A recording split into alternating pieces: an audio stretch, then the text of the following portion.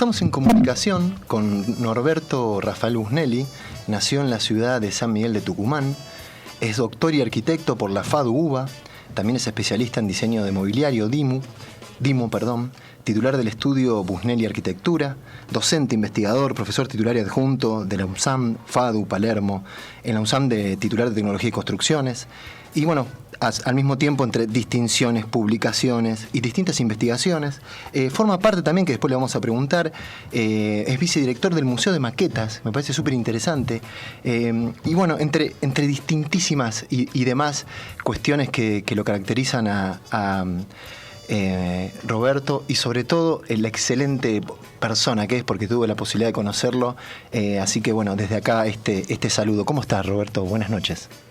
Bien, Manuel, ¿cómo estás? Buenas noches, gracias por la invitación a conversar un ratito. No, gracias a vos por conversar con nosotros.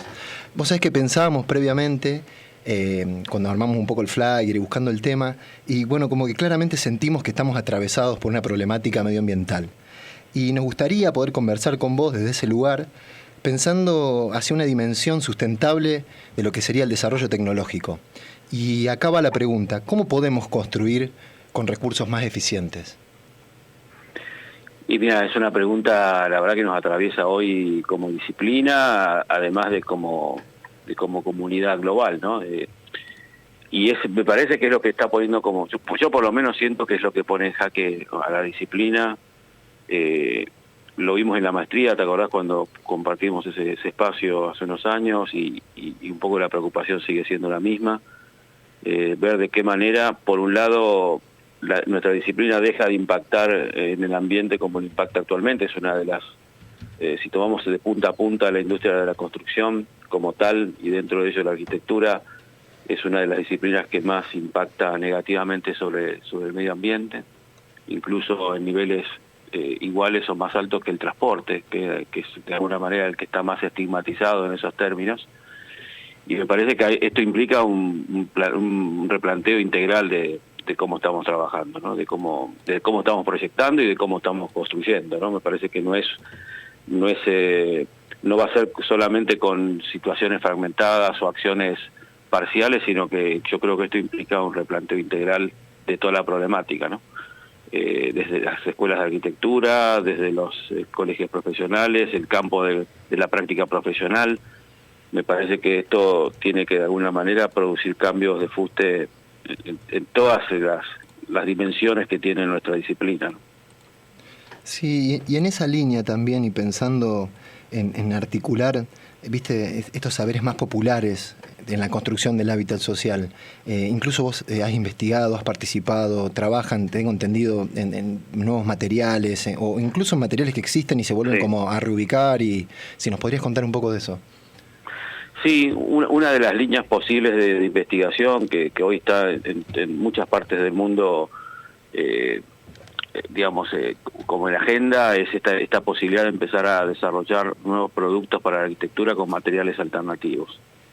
En esas líneas hay distintos abordajes, algunos que están trabajando con biomateriales, el tema del trabajo con los hongos o los residuos agrícolas es un caso que se viene trabajando ya hace varias décadas, sobre todo en Alemania, en Europa, pero también por la situación, dramática que hay, sobre todo en el conurbano, la cuestión de pensar que hay posibilidades de reutilizar residuos industriales para la reubicación de estos residuos en nuevos productos para la arquitectura, es una realidad que en muchos países del mundo también se viene desarrollando, ¿no? Nosotros venimos haciendo algunas experiencias al respecto. Lo difícil de esto, que tiene que ver un poco con la primera pregunta, es que todo esto choca con los marcos normativos, choca con la coyuntura existente, que está pensada para el uso del producto industrial y no para este tipo de productos, y por lo tanto homologar o certificar técnicamente estos productos es un camino lento y desgastante, porque hay que estar diseñando nuevos protocolos para ensayos que permitan de alguna manera que estos productos empiecen a poder evaluar su performance técnica, ¿no? Vuelvo a repetir, toda la normativa hoy está pensada para productos de desarrollo industrial, y ninguna normativa está pensada para este tipo de nuevos productos. Ahí hay un cambio que hay que producir de bases, ¿no? En la normativa que tenemos en este momento. La normativa que digamos, en general, a nivel mundial, lo que hace es medir técnicamente performance técnica de estos productos, pero ninguna evalúa costo ambiental, ¿no? Yo creo que empiezan a haber ya algunas reacciones en Europa a partir de algunos sellos de materiales verdes o algunas cuestiones, incluso la norma DIN ha planteado algunas discrepancias al modo actual sobre el cual se está trabajando, en el sentido de que va a ser necesario en algún momento empezar a medir el costo ambiental que estas soluciones técnicas están proponiendo, ¿no? Digamos, me parece que llega el momento de empezar a entender que no podemos pagar cualquier costo por los productos que utilizamos, ¿no? Hay productos que van a tener que empezar a sanear su trazabilidad para poder seguir estando vigentes, ¿no? Me parece que hoy el costo ambiental es un dato que no podemos dejar pasar. ¿Qué tal, Roberto? Te saluda Facu Leiva Freites, ¿cómo te va? ¿Cómo estás, Facu? ¿Qué tal? Mira, yo no pertenezco al ambiente de la arquitectura, yo entré a Etéreo por el cine, por otra tangente, pero bueno, escuchaba atentamente lo que decías y me surge una consulta que más allá de las normativas, digamos, ¿se puede generar recursos de construcción mediante nuevas estrategias de manejo de los residuos sólidos industriales? Sí, hay un montón de casos ya exitosos en este tema. El problema es que estos más que el problema, el desafío, mejor dicho, para ponerlo en positivo, es que estos productos necesitan estar homologados técnicamente, sobre todo si quieren ser parte de la oferta técnica, por ejemplo, para poder participar en programas de vivienda subsidiados o apoyados por el Estado, digamos, cualquier proyecto o material que quiera intervenir en políticas públicas necesita tener algunas certificaciones o homologaciones oficiales. Para eso, es lo que yo digo, es necesario producir algunas cuestiones de cambio en la normativa o en el enfoque en el cual se está trabajando con las certificaciones para poder permitir que estos productos empiecen a poder homologar, ¿no?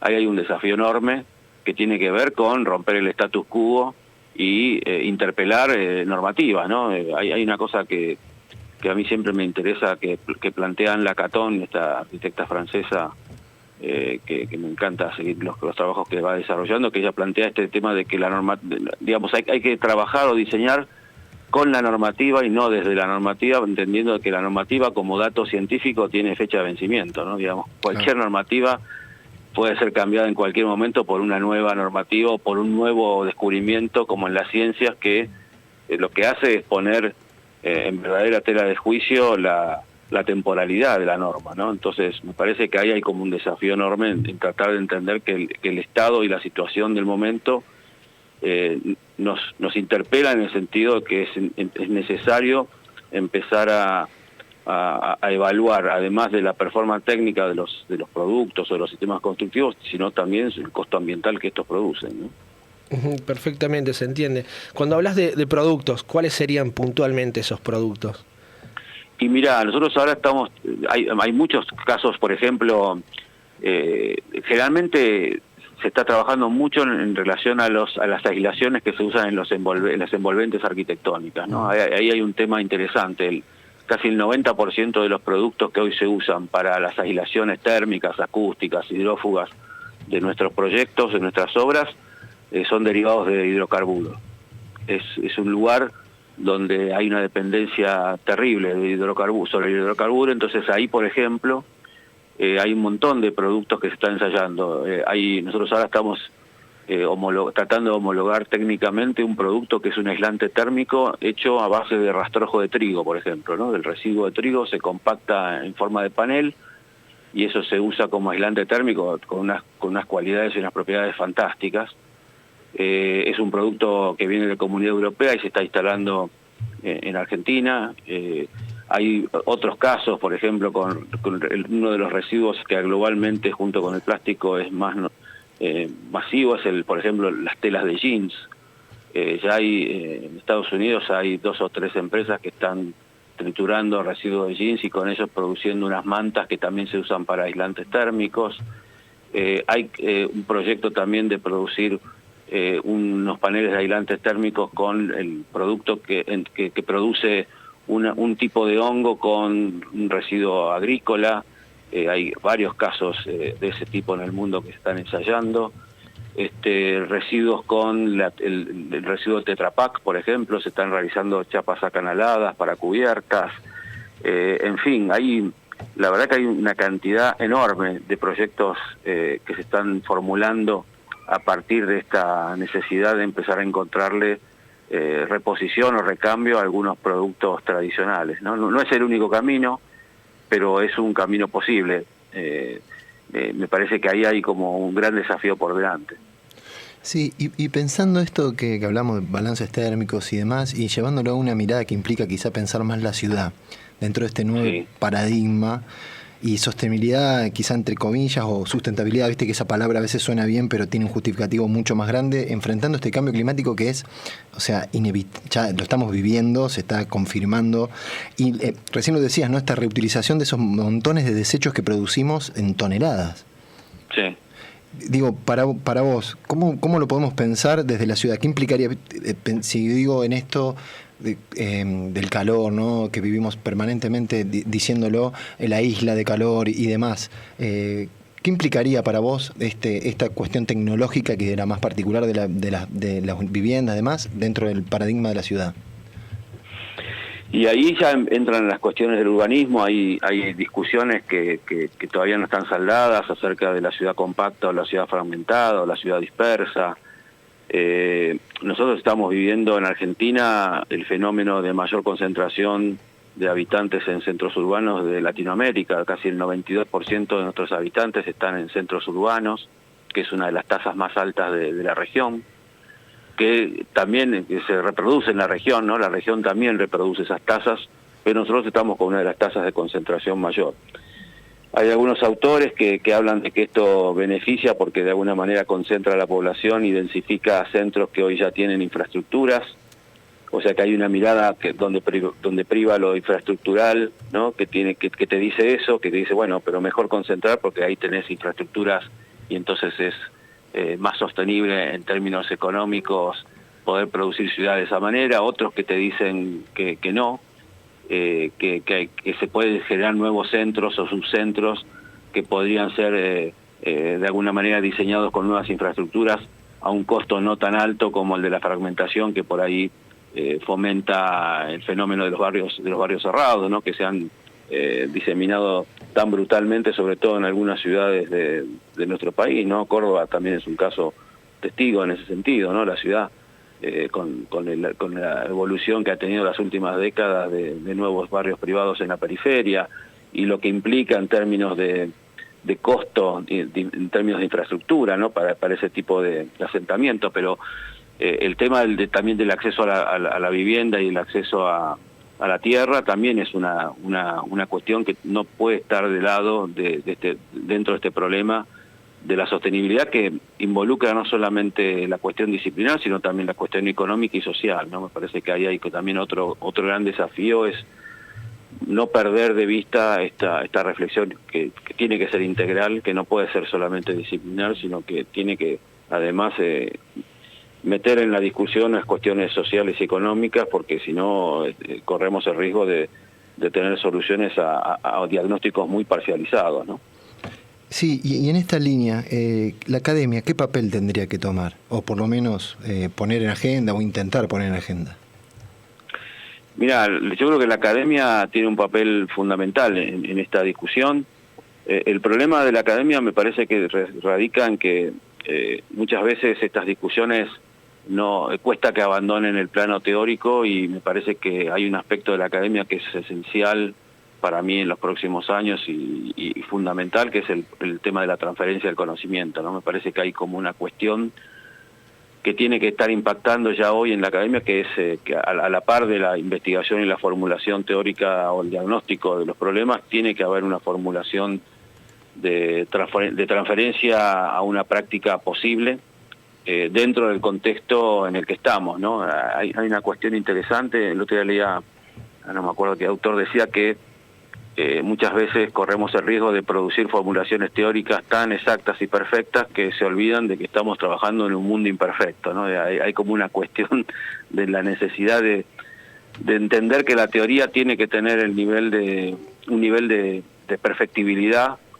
que entienda que el mundo donde se va a aplicar esa teoría es un mundo imperfecto y por lo cual necesita que las variables sean variables mucho más abiertas y posibles de acomodar a esa imperfección, ¿no? Roberto, te saco un poco de este tema y te llevo a un proyecto que realizaste vos, que me gustaría que nos comentes de qué se trata. El proyecto es Hábitat Sustentable en la cuenca del río Reconquista. Sí, ese es un proyecto de investigación que estamos realizando en la Universidad de San Martín, en el Laboratorio de Vivienda Industrial Argentina, que tiene que ver con la posibilidad de generar un proyecto de hábitat sustentable. En principio son prototipos de vivienda con estructura de madera, de entramado, con la aplicación de algunos de estos productos que mencionaba antes, frutos del reciclaje del residuo industrial. En este proyecto estamos trabajando junto con la Escuela de las Humanidades, con el Laboratorio LICH que dirige Silvia Greenberg, con quien estamos desarrollando una serie de relevamientos sociales para justamente decodificar cuáles son las formas de habitar, por lo menos en la región de San Martín. Este proyecto está afincado en San Martín, provincia de Buenos Aires, y venimos hace 1 año y medio mapeando y registrando las distintas formas de habitar, tipologías familiares que podemos detectar en el partido, de forma tal de que esos sean inputs fundamentales a la hora de abordar el proyecto, ¿no? Nosotros tenemos formulado un proyecto de vivienda de planta baja y primer piso de 30 metros cuadrados de pisada para 6 personas. Ahora estamos por comenzar un taller de construcción en septiembre que lo vamos a realizar con estudiantes de nuestro Instituto de Arquitectura, profesionales que se están sumando para esa experiencia y algunas empresas que nos están apoyando con productos y con capacitaciones técnicas para poder construirlo ahora durante el mes de septiembre y octubre, a ver si antes de fin de año lo tenemos terminado. Este proyecto no solamente busca con este prototipo validar un poco las hipótesis técnicas y proyectuales, sino también algunas hipótesis sociales que se fueron concretando a partir de estos relevamientos, y la idea es justamente con las personas que hemos trabajado con los relevamientos que vengan a conocer el prototipo y con ellos de alguna manera hacer una evaluación proyectual social del prototipo y pasar en limpio un poco a ver que a partir de ver el prototipo construido con las hipótesis que se fueron trabajando en esos intercambios, ver qué validación también encontramos en la comunidad del proyecto realizado, ¿no? Así que eso, la verdad que estamos con mucho entusiasmo, con mucha ansiedad por empezar a poner manos a la obra y empezar a ver qué nos devuelve la comunidad a partir de este proyecto que en principio fue trabajado casi 1 año y medio, ¿no? Casi toda la pandemia. Y pensando en esto de construir y lo del proyecto, ¿no? ¿Cómo podemos construir mañana? ¿O qué sería quizá el horizonte deseable? Y mirá, no hay una única respuesta, mejor dicho, a esa pregunta. Yo creo que todo tiene que ver con los contextos, con la disponibilidad local. Lo que está claro es que hay que aprovechar los recursos locales, tanto materiales como capital humano. Me parece que esa es como una primera lección, ¿no? Sacar provecho de lo local, porque eso de alguna manera todos sabemos empieza a dinamizar las economías regionales y los recursos disponibles. Después de ahí se abre como un gran panorama de posibilidades, ¿no? Si me decís a mí, nosotros estamos un poco investigando desde la universidad en sistemas de construcción en seco, tanto madera como metal, siguiendo algunas tradiciones ya instaladas en la cultura constructiva, como pueden ser sistemas de entramado en madera, que son sistemas muy conocidos, pero tratando de producir algún tipo de prefabricación que ayude a prefabricar algunas piezas en taller y que de alguna manera se resuelvan con un montaje en obra, ¿no? Esto también tiene el desafío de poder involucrar en estos nuevos modelos de gestión productiva del hábitat algunas comunidades, a la comunidad local, ¿no? Ahí nosotros acá en San Martín tenemos una cantidad de cooperativas muy importantes que están trabajando con la basura, que es el tema central que atraviesa nuestro distrito, pero también hay otra serie de cooperativas que están trabajando vinculadas al mundo de la construcción, y estamos en el diseño de algunas, de ver de qué manera estas comunidades pueden ser parte de estos procesos productivos, de estos nuevos procesos productivos del hábitat, ya sea fabricando algún componente, alguna parte, o capacitándolos para el montaje, ¿no? Me parece que hay como un desafío, incluso hasta cultural, de poder instalar como nuevas tradiciones en términos a la construcción, con sistemas que ya han probado ser muy eficientes, no solo desde lo energético, sino también en términos de la durabilidad y de la facilidad de acceso a la construcción, ¿no? Son sistemas muy amigables que con herramientas de mano muy simples permiten el desarrollo de construcciones hasta bastante complejas, ¿no? Sí, no quería dejar pasar una de las imágenes que usamos en los flyers de una experiencia que hiciste en Paraguay. Me gustaría que cierres y nos cuentes un poco en relación a eso, de qué se trató. Son imágenes muy bellas, la verdad. Sí, la verdad que fue una experiencia increíble. Eso fue una bienal que se hizo justo antes del comienzo de la pandemia, ¿no? Fue en octubre del 2019. Fue una bienal que los comisarios fueron Ana Román y Arturo Franco de España, de Madrid, y un poco el curador local que los ayudó a llevar adelante toda esa movida fue José Tocubilla. Para mí fue paradigmática esa bienal porque de alguna manera y tiene que ver con la primera pregunta, esta idea, ¿no?, de interpelar la disciplina en los términos actuales, ¿no? ¿Qué debería demandar a nuestra disciplina hoy? Y yo creo que esta bienal fue un buen ejemplo porque interpela el formato de bienal tradicional, porque si bien hubo conferencias de arquitectos y presentaciones de trabajo, la bienal lo que buscó fue dejar una huella en la ciudad en donde se realizaba, en Asunción del Paraguay. Entonces cada uno de los curadores nacionales que habíamos sido invitados por el comisario y la comisaria de la bienal, lo que nos propusieron era producir una intervención en el barrio La Chacarita, que es un barrio bastante marginal, vulnerable, que está en pleno centro de Asunción. Sería un homónimo de nuestra Villa 31 en Buenos Aires, algo parecido.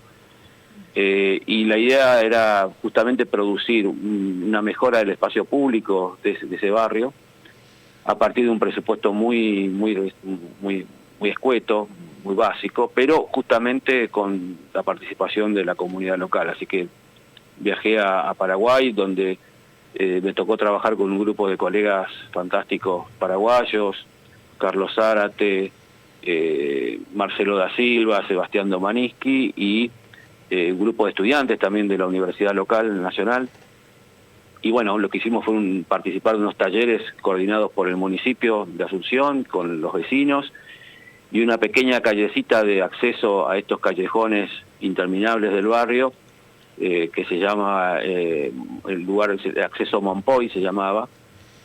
Básicamente lo que hicimos fue trabajar sobre un piso y una pérgola hecha con hierros de construcción, doblada y trabajada por los mismos vecinos, donde ahora está creciendo una Santa Rita de manera fantástica, entendiendo que ese lugar lo que necesitaba era recuperar una condición de dignidad del suelo, porque era un lugar de tierra, y una sombra, ¿no?, que en Asunción, con sus 45 y casi 50 grados de verano, es absolutamente necesaria esta construcción de la sombra. Y la sorpresa más interesante del proyecto fue primero que fue muy movilizante para los vecinos que enseguida se comprometieron y trabajaron con el proyecto, y lo más interesante es hoy que me siguen mandando fotos del lugar y está en las mismas condiciones que lo dejamos en ese momento. O sea que hay como una identificación de los vecinos con lo que allí se propuso como calidad de espacio público, y por lo tanto se han hecho del lugar y lo mantienen en forma perfecta y mandan fotos, y la verdad que ha sido una experiencia increíble porque con muy pocos elementos ahí poco ponen fuerza al valor de lo que es el proyecto de arquitectura, ¿no? Esta idea de que el proyecto es nuestra herramienta fundamental en términos de sostenibilidad, pero en términos también de como herramienta para con una capacidad enorme transformadora de la realidad, ¿no? Me parece que ahí hay a todos nos ha dejado una gran enseñanza esa experiencia, porque realmente ha sido muy movilizante y aparte ha verificado esto de que con muy pocos elementos y un presupuesto absolutamente de una austeridad extrema, se ha podido producir un cambio notable en la calidad del espacio público. Fueron 13 proyectos los que trabajaron en distintos lugares de este barrio, y la verdad que ha sido una gran enseñanza para todos, y me parece que nos ha dejado este pensamiento acerca también del formato bienal, ¿no? Digamos, bueno,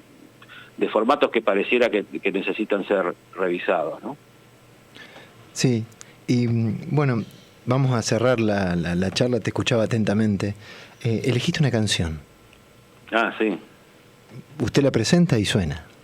No, preséntenla ustedes, no. No, les damos, no, usted eligió. Ustedes son los que saben. No, ni cerca de eso, ni cerca de eso. Pero bueno, pasamos a escuchar y después la presentamos posteriormente. Muchas gracias, bueno, Roberto, gran abrazo. No, muchas gracias a Manuel y equipo, y gracias por la invitación.